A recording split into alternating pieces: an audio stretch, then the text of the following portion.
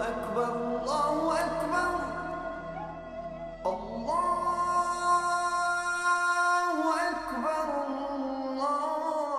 10 éve vagyok muszlim, hála Istennek. Én tulajdonképpen 2002. december 4-én tértem át az iszlám vallásra. 12 éve vagyok muszlim, most 12. éve. Én 10 éve vagyok muszlim. Én pedig 4. Hálálkozunk Allahnak, köszönjük neki mindent, hozzáfordulunk vissza bűnbánattal, és kérjük tőle, hogy vezessen mindannyiunkat az egyenes útra. Tanúsítjuk, hogy nincs más Isten, csak Allah az egyetlen Isten, az oszthatatlan, nincs neki társa. Ő az első, az utolsó, a mindenek feletti, a mindenek mögötti, mert minden tőle származik, ő a mindentudó. 1999-ben ismerkedtem meg az iszlám vallással, és egy 3 hónapos ismerkedés alatt már rájöttem, hogy ebben igazság van, és akkor tértem át 99-ben az iszlám. Először könyveket kezdtem el olvasni az iszlámról, és ez megfogott engem az a dolog, illetve megláttam benne az igazságot, és ennek hatására muszlim lettem.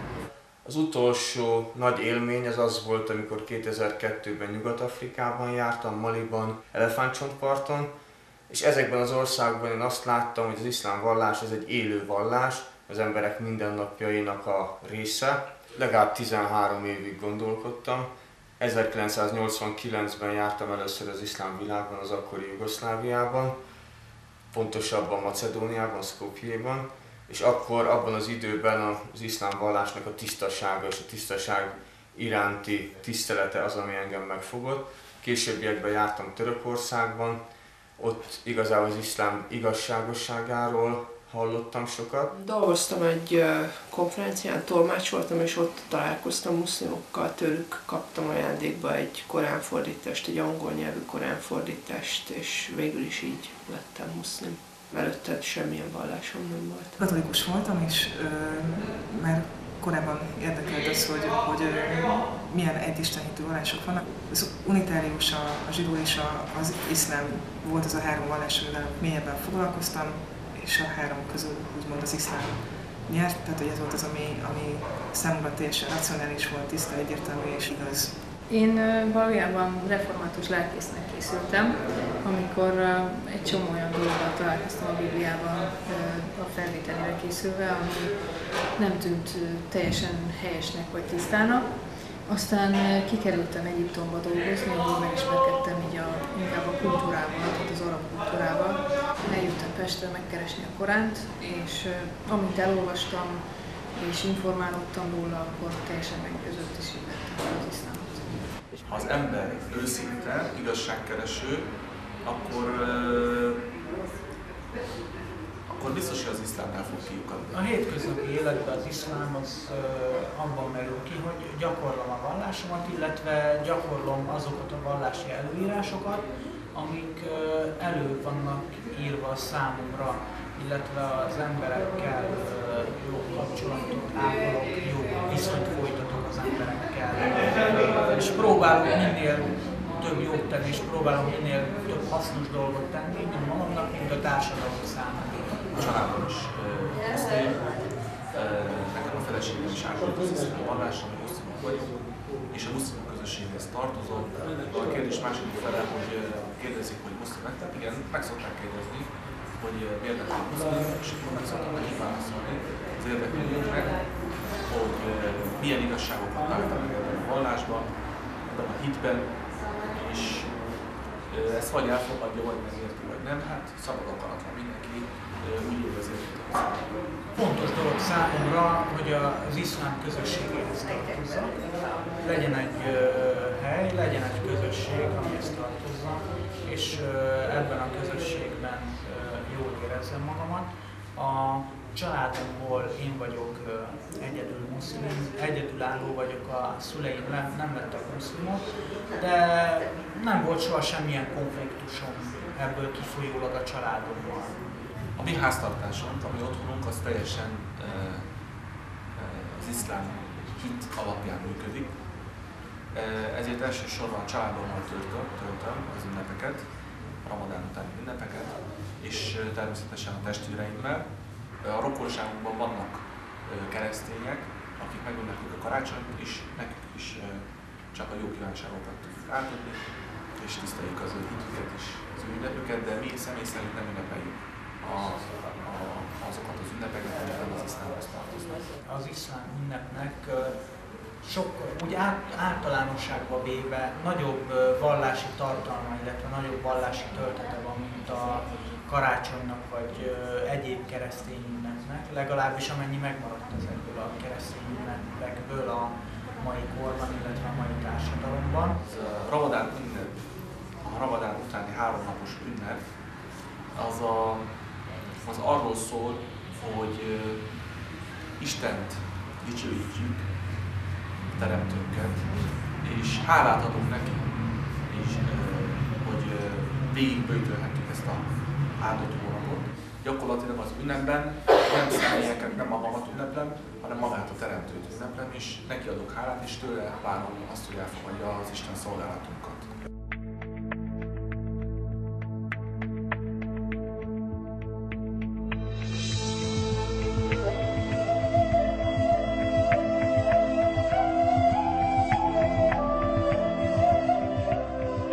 Maliban egyszer éppen a sivatagban haladtunk egy autóbusszal, amikor az autórádióból felhangzott az imára hívás, az azan, és abban a pillanatban az autóbusz ott a sivatag kellős közepén megállt, minden egyes utas leszállt, a sivatagi homokkal tisztálkodott, és úgy, ahogy volt, mindenki együtt imádkozott. Egyetlen egy fiatal ember maradt csak fönt a buszon, és én meg is kérdeztem tőle, hogy ha mindenki leszállt imádkozni, te miért maradtál itt? Azt mondta, hogy ő azért maradt itt, hogy arról beszéljen, amit az a többi ember ott együtt csinál. És ez volt egy olyan komoly élmény, ami után későbbiekben Burkina Fasoban idős muszlim bölcsekkel beszélgetve én magam is nagyon elgondolkoztam, és amikor ott is hallottam az egyik mecsetből az imára hívást, ezek a bölcsek mondták, hogy fiatal ember miért nem jön velünk imádkozni. És azt mondtam nekik, hogy hát én egy európai ember vagyok, számomra ez nagyon nehéz lenne, de higgyék el, hogy nem fogok anélkül meghalni, hogy muszlim ne lennék, hiszen tudom, hogy ez van írva a Koránban, hogy ne halljatok meg anélkül, hogy muszlimok ne lennétek. És ekkor ez az egyik idős bölcs azt mondta, hogy fiatal ember maga tudja, hogy mikor fog meghalni. És akkor rájöttem, hogy tényleg ezt nem tudom. És akkor hazajöttem, utána olvastam, még nagyjából 3 hónapot gondolkodtam, és elkezdtem a ramadáni böjtöt megtartani, ami hajnal hasadtától napnyugtáig tartó evés-ivás mentes időszak a muszlimok számára, és az utolsó nap estéjén bementem egy budapesti mecsetbe, és jól emlékszem, ez igen, 2002. december 4-én volt, és akkor ott kimondtam az iszlámnak a tanúságtételét, hogy nincsen más Isten, csak is Allah, és Mohammed proféta, sallallahu alaihi wasallam, az ő küldötte. A legelső élmény az, ami Skopjében, Macedóniában volt annak idején, amikor ott jártam édesapámmal egy délelőtti órán, és láttuk azt, hogy a mecsetek mind zárva vannak, és szerettünk volna bemenni, és látni azt, hogy a muszlimok hogyan imádkoznak, és mindegyik zárva volt. Az utolsó, hogy végigjártuk a műemlék belvárost, az végül nyitva volt, és volt benne egy öreg bácsi, a mecsetnek a gondnoka. De ez az öreg bácsi az albán nyelven kívül mást nem ismert, nem tudtunk vele kommunikálni, és valamit ő is akart mutatni, valamit mi is akartunk tapasztalni, kivitt minket a Sadirvánhoz, a kerti csaphoz, és ott megmutatta azt, hogy hogyan van a ima előtti rituális mosakodás. És ez a mosakodás, ez engem annyira megfogott, hogy 10 évvel később is, amikor Maláziában jártam, még élénken élt az emlékezetemben, és mielőtt bementem volna egy mecsetbe, ugyanúgy megmosakodtam, mint ahogy a muszlimok. Dél-Kelet-Ázsiában, Fekete-Afrikában, minden, ahol én jártam, azt láttam, hogy az iszlám az egy valóban élő vallás, az embereket érdekli, izgatja, mindennapjaikat meghatározza, és ezt semmilyen más kultúrkörben, semmilyen más vallás esetében nem láttam. Nem láttam itt Magyarországon, de nem láttam mondjuk a buddhista világban, nem láttam Latin-Amerikában, vagy más helyen sem. Én azt gondolom, hogy Európában ma már semmi sem tabu, kivéve a halál.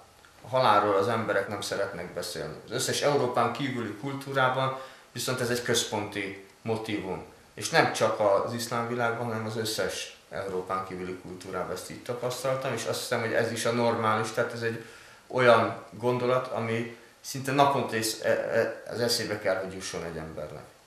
És hogyha elgondolkodik ezen, akkor azt fogja mondani, hogy nekem normálisan kéne élni az életemet. És ha keres egy rendszert, ami normális, akkor nem marad más neki, csak az iszlám. Sokkal rendezettebb, fegyelmezettebb az életem. Azelőtt úgy érzem, nagyon sok üres járat volt, nagyon sok olyan pillanat volt, amikor unatkoztam, és a muszlim ember igazából nem unatkozhat. Ha csak azt vesszük alapul, hogy az iszlám vallás előírja azt, hogy naponta 5-ször kell imádkozni, minden ima előtt rituálisan be kell mosakodni, tehát megvan a módja annak, hogy hogy kell helyesen imádkozni, hogyha csak a kötelező részét végzi el az ember az imádkozásnak, az is a napjából egy fél órát igénybe vesz. Hát ez mutatja azt, hogy biztos, hogy rendszeres időközzel az ember eszébe jut a teremtője. Tehát ez az 5 alkalom, a hajnal, a délután, a naplemente és az este, az egy keretet ad az ember életének. Mi kell az imádkozáshoz? Például víz kell és tiszta hely. De ha nincs víz és nincs tiszta hely, még akkor is tud a muszlim imádkozni. Hogyha nem tud állni, akkor ülve imádkozik. Ha nem tud ülve imádkozni, akkor fekve imádkozik. Tehát minden helyzetre van valami könnyítés. A lényeg az, hogy az emberben legyen meg a szándék. A Koránban van az, hogy nincs kényszer a vallásban, nem lehet valakit kényszerrel rávenni arra, hogy higgyen abba, ami egyébként logikus, tiszta és értelmes. Én Törökországban tanultam egy korán iskolában, ami nagyon kemény volt, főleg az elején. Főleg azért, mert ugye én már akkor 30 éves voltam, kb. El is múltam már 30 éves, amikor kimentem ebbe az iskolába tanulni. Csupa, vagy majdnem csupa nálam fiatalabb gyerek volt, 15-16 éves lányok nagy részt, és ugye én közöttük tanultam. Semmiféle különös elbánásban nem részesültem, se azért, mert külföldi voltam, se azért, mert kétszer annyi idős voltam, mint ők. Nyilván az elején ehhez nehéz volt hozzászokni, de az első pár hét után én nagyon jól éreztem magam az iskolában. Nehéz volt megtanulni, persze nyilván az ember felnőtt fejjel már nehezebben tanul, mint gyerekfejjel, de én akkor már nagyon akartam megtanulni a Koránt olvasni, tehát nagyon-nagyon erős motivációm volt. Én úgy vélem, hogy az iszlámnak nagyon élhetőek a szabályai bárki számára. Egy olyan csapattal dolgozom, egy olyan alapítvánnyal dolgozom, akik előadásokat szervezünk magyar muszlimoknak hetente 2-szer. Én a lányoknál tartom az előadásokat, és itt tartom a Korán órákat hetente 3-szor. Az előadások azok hetente 2-szer vannak, kedden és csütörtökön.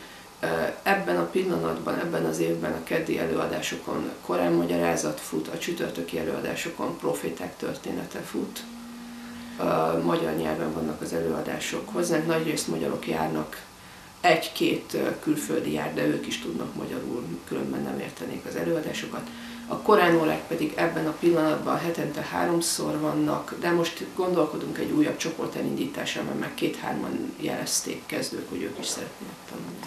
Úgy gondolom, hogyha valaki fölveszi az iszlámot, ugye azért veszi fel, mert Allahnak a megelégedését keresi, talált valami újat, rájött, hogy talált valami elvet, ami szerint az életét rendezheti. Úgy gondolom, hogy ez akkora lelkesedést és akkora motivációt az embernek, hogy nem okoz különösebb nehézséget az, hogy új szokásokat sajátítson el. A muszlim népességnek kb. A 15%-a arab, akik tudnak arabul, a többi 85% az nem tud. Azt mindenképpen fontosnak tartom, hogy megtanuljon valaki Koránt olvasni, még akkor is, hogyha nem érti szó szerint, hogy mit olvas.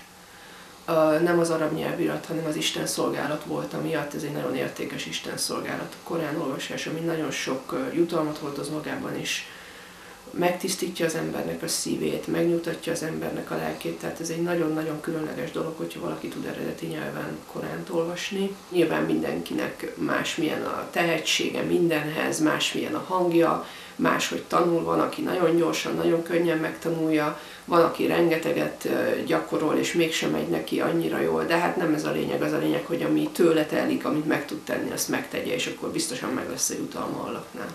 Annyit mindenképpen meg kell tanulni, hogy imádkozni tudjon az ember, mert ugye az ima az arabul van. Annyit mindenképpen fejből meg kell tanulni a Koránból, hogy az imáit el tudja végezni. وجعلنا النهار معاشا وبنينا فوقكم سبعا شدادا وجعلنا سراجا وهاجا وأنزلنا من المعصرة ماء ثجاجا لنخرج به حبا ونباتا وجنات ألفافا إن يوم الفصل كان ميقاتا يوم ينفخ في الصور فتأتون أفواجا وفتحت السماء. Koránt azt nagyon óvatosan és rágóan kell olvasni. Én Kuwaitban tanultam 2 évet, ott több lány is volt, litván, tajvani, akik átértek az iszlámba, utána nem sokkal és nagyon sok minden tanácsomat kérték, és itt Magyarországon is nagyon sokszor van olyan, hogy ha jött egy közösségbe mondjuk egy új muszlim, akkor hozzám küldték. Nagyon sok barátom is lettek így. Mert akkor, amikor az Kuwaitban vagyok, így van olyan barátság, hogy 8 éve vagyok jó, és úgy ismertük meg egymást, hogy az egyik közösségvezetője hozzám küldte a lányt, hogy ő szeretne, tehát hogy ő muszlim lett, és ő szeretne, hogy megtanítanám arra, hogy hogyan kell imádkozni, hogyan kell muszlimként élni. Azt éreztük, hogy indítunk egy iszlámi iskolát, ennek az lesz a neve, hogy Minaret iskola, és azt vetnénk, hogyha Magyarországon élő muszlim nők kaphatnának egyfajta tudományos módszerrel bemutatott előadást is az iszlámból. Bemutatjuk például az iszlám történelmét, hogy tudjanak felhozni példát mondjuk Mohamed proféta, még legyen vele életéből, hogy ő hogyan tett. A kultúrája is szerintem megváltozik, mert hogy a kultúrájának úgymond az iszlám által elfogadott részei maradnak meg. És ezt akár is nézzük, szóval egy magyar kultúra esetében elég sok mindent ki kell húzni, ami nem elfogadott az iszlámban. Elég sok mindent fel kell adni egy magyar muszlimnak, viszont vannak olyan dolgok, amiket viszont fontos megtartani. Nagyon fontos az iszlámot, tehát a vallást, mint olyan, a kultúrába is beépíteni. Tehát, hogy nagyon el tudnám képzelni egész Magyarországot muszlimnak. Vannak olyan értékek a magyar kultúrában, amit az iszlámmal akár így szebbé is lehetne tenni. Tehát, hogy mondjuk el tudok képzelni egy olyan kalligráfiát, ami matyó mintával van körberakva, és az már rögtön valami magyaros, és mégis az iszlámhoz is van köze. Én úgy gondolom, hogy nekünk kell legelőször is példát mutatni, szóval azoknak a muszlimoknak ott, ahol laknak, a szomszédaiknak, a kis közösségnek, ahol éppen dolgoznak, vagy tanulnak, és ezáltal lehet igazándiból az iszlámot terjeszteni. Tehát nagyon fontos mondani szerepünk itt a magyar társadalomban, és nagyon fontos lenne a viselkedésünk, a kellő tudásunk ahhoz, hogy egyáltalán elindítsunk valakit azon az úton, hogy érdekelje az iszlám. خاطر که حیات اسلام یک حیات زندگی است و انسان از اون چیز روزانه سر میخوره و چیزی که نفهمه و از کسی را که به او علم داشته باشه پرسان باید شود برای یا پیش من پرسان میکنه چیزی که ندانه. کسی که مسلمان میشه چقدر حقیقت میکنه در مسلمانی؟ مربوط عقیده از اوست که چقدر به خداوند نزدیک است، یعنی عمل خدا با چیزی که خداوند امر کرده او چی میکنه پیاده میکنه. Úgy gondolom, hogy ez az út az, amit az Isten előírt minden embernek, hogy a paradicsomba vezessen túlvilágon.